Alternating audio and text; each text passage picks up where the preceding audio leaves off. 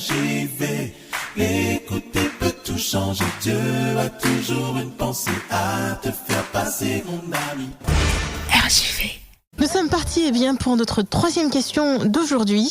Elle est basée sur le texte de Luc 1er, verset 48, qui dit ceci. « Parce qu'il a jeté les yeux sur la bassesse de sa servante, car voici, désormais toutes les générations me diront bienheureuse. » Alors justement, Eric pose la question, comment doit-on considérer Marie ? Doit-on la considérer comme une simple femme qui a mis Jésus au monde ? Ou doit-on lui donner une place plus honorifique par rapport à ce qu'elle dit dans Luc 1er, verset 48, « Parce qu'il a jeté les yeux sur la bassesse de sa servante, car voici, désormais toutes les générations me diront bienheureuse. » Pasteur, quelle réponse pouvons-nous apporter à Eric ? Alors, le texte que Eric a cité, où on voit que Marie dit déjà que toutes les générations me diront bienheureuse, est-ce que ce texte nous autorise à donner à Marie une place, par exemple, dans notre vie cultuelle, etc. Non, pas forcément. Alors, d'abord, ce que nous devrions faire, c'est reconnaître l'extraordinaire beauté du caractère de Marie.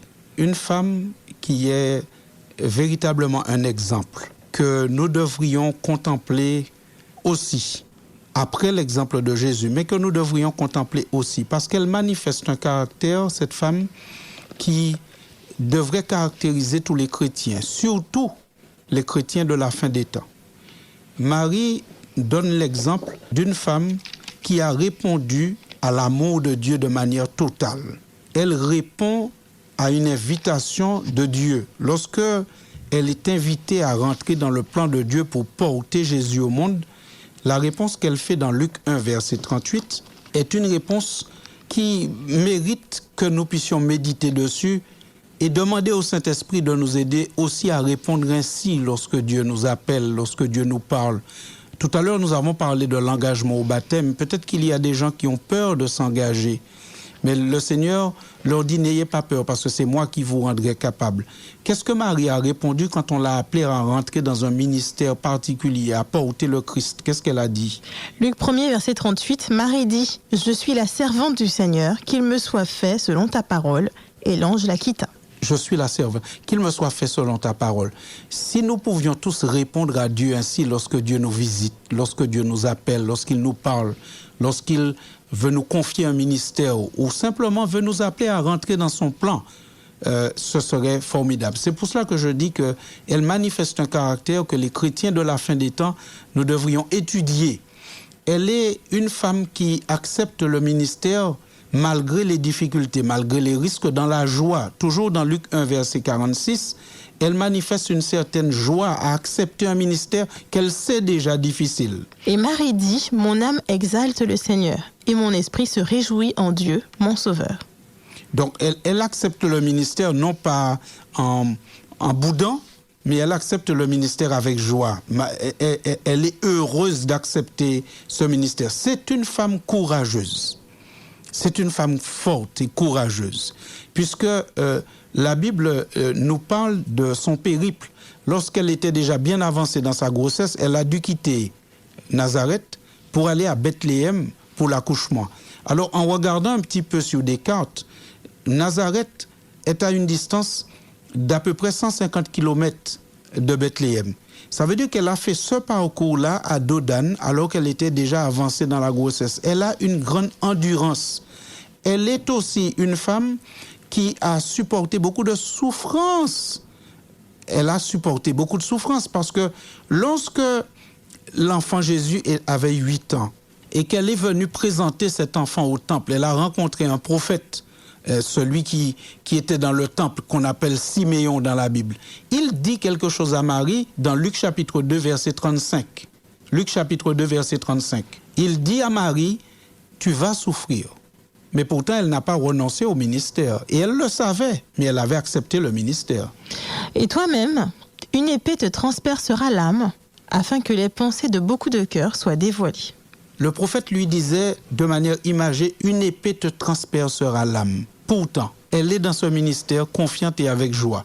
Et pire encore, dans Matthieu chapitre 2, verset 13, on apprend que Marie, à cause du fait qu'elle a accepté de mettre cet enfant au monde, enfant qui était l'objet de la colère de Satan, qui utilisait des humains pour manifester son plan diabolique de détruire l'enfant Jésus, Marie a dû s'exiler en Égypte.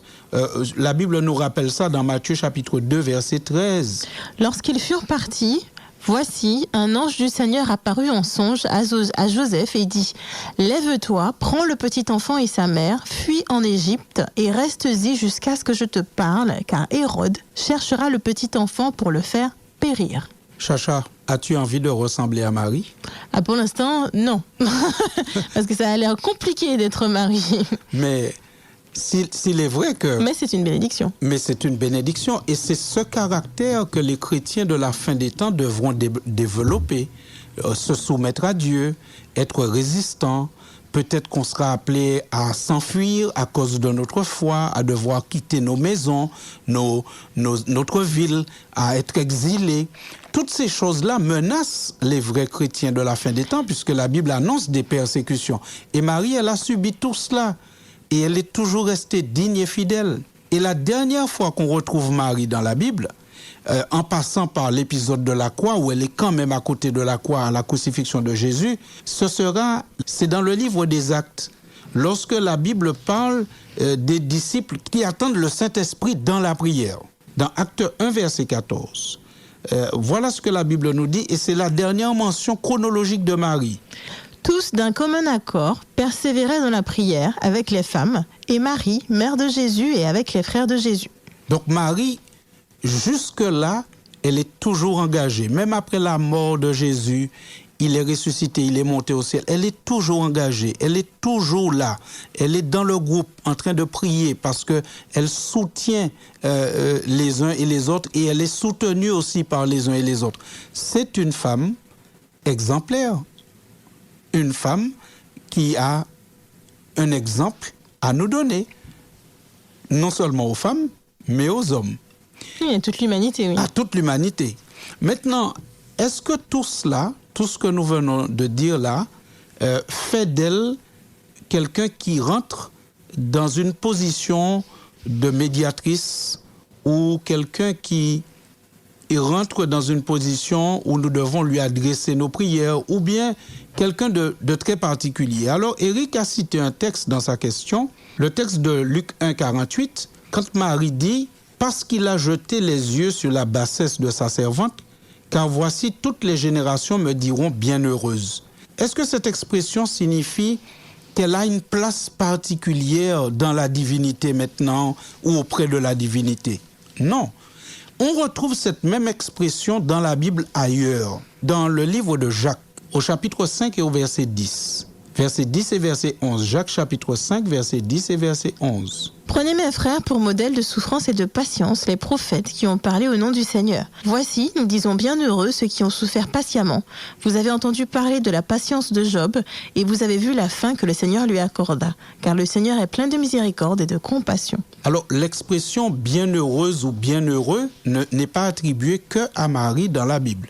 Ici, on voit que cette expression, car nous disons bienheureux ceux qui ont souffert patiemment, les bienheureux dans la Bible, ce sont ceux qui ont accompli un ministère, parfois dans la douleur pour le Seigneur, mais qui savent qu'au bout du compte, ils obtiendront la vie éternelle. Et il n'y a pas que Marie à qui ce titre est donné dans la Bible, puisqu'ici on voit que nous disons bienheureux ceux qui ont souffert avec patience. Parmi eux, on prend l'exemple de Job et de d'autres prophètes qui ont souffert. Et les bienheureux, ça peut être demain vous et moi. Vous qui nous écoutez et moi, et ça peut être nous.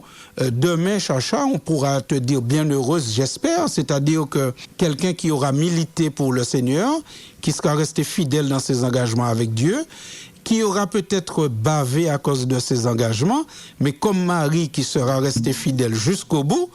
Et puis, on dira bienheureuse parce qu'elle a supporté patiemment les souffrances à cause de sa foi et elle est allée jusqu'au bout dans sa démarche. Donc, cette expression n'est pas une expression réservée à Marie seule qui lui donnerait une place particulière. Parce qu'il faut se rappeler que la Bible est claire sur la question. La Bible nous dit que nous avons un seul médiateur. Ce seul médiateur, c'est Jésus-Christ. Ça ne diminue en rien Marie. Parmi les humains qui ont accompli un ministère, elle a vraiment, parmi les humains, une place de choix.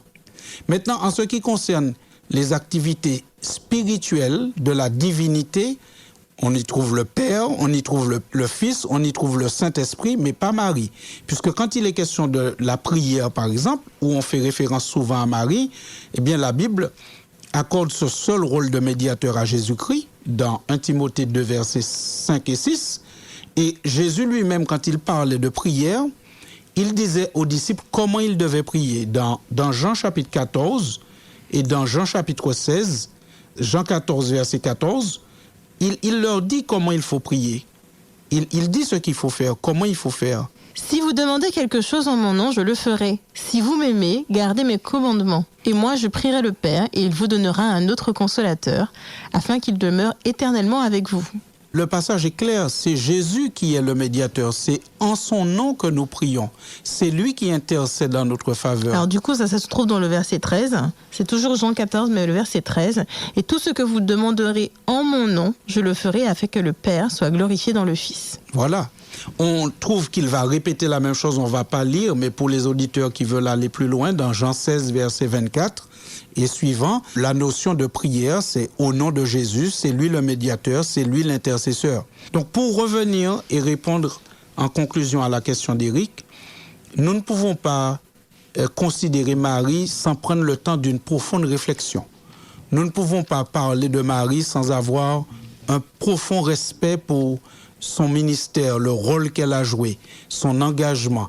Nous ne pouvons pas penser à Marie sans aussi faire une prière à Dieu en lui disant « Seigneur, permets-moi d'être comme cette femme, aussi résistante, aussi résistant, aussi courageux, aussi engagé, répondant à ton appel. » On sait même que d'autres hommes dans la Bible, lorsque Dieu les a appelés, par exemple même Moïse, quand Dieu l'a appelé, il a dit « Seigneur, tu sais, mais moi, je ne sais pas trop bien parler. Regarde si tu peux trouver quelqu'un d'autre. » Il n'était pas très pressé de pouvoir embrayer dans le ministère. Mais Marie, quand Dieu l'appelle, elle dit « Eh bien, je suis ta servante, qu'il me soit fait selon ta parole. » Si nous pouvions avoir cette disposition de cœur, et je prie Dieu pour moi-même, pour que nous puissions plus souvent peut-être considérer l'exemple que nous a laissé cette femme. Peut-être que nous n'allons pas porter Jésus au monde comme Marie dans notre utérus, mais que nous puissions porter Jésus au monde, faire connaître Jésus au monde, être celui qui apporte la connaissance de Jésus au monde. Et quand vous entreprenez de porter Jésus au monde, de faire naître Jésus dans le cœur de certaines personnes, c'est-à-dire que c'est vrai que c'est le rôle de l'esprit, mais Dieu veut que nous soyons ses collaborateurs. Dieu veut que son Église propage son évangile. Donc, en quelque part, c'est un rôle qui consiste à porter Jésus aux autres, faire connaître Jésus aux autres, faire naître Jésus à la connaissance et dans le cœur des autres. Eh bien, ce rôle-là induit très souvent des persécutions, des souffrances. Mais l'exemple de Marie est un exemple formidable. Et c'est pourquoi je repose ma question. Chacha, as-tu envie d'être comme Marie? C'est ce à quoi j'aspire. J'aime bien cette réponse, c'est ce à quoi j'aspire. Et c'est ce à quoi nous devrions tous aspirer. Mais il faut reconnaître que c'est une femme et ce n'est certainement par hasard que Dieu a choisi Marie. C'est parce que le Seigneur avait vu en elle ce potentiel. Alors que Dieu fasse de toi, Chacha, Marie.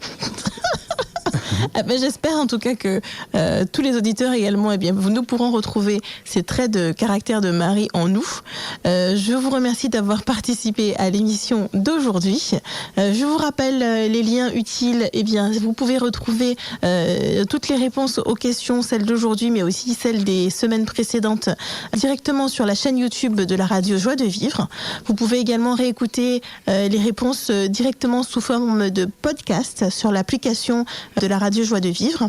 Vous pouvez également soutenir notre radio en nous faisant un don, quel qu'il soit, afin de soutenir cet évangile par la radio, par les ondes. Nous voulons également vous donner le numéro de téléphone pour vos questions. Si vous avez des questions posées au pasteur et que vous souhaiteriez avoir une réponse, le 06 94 23 33 52. RJV, écouter peut tout changer. Dieu a toujours une pensée à te faire passer, mon ami. RJV.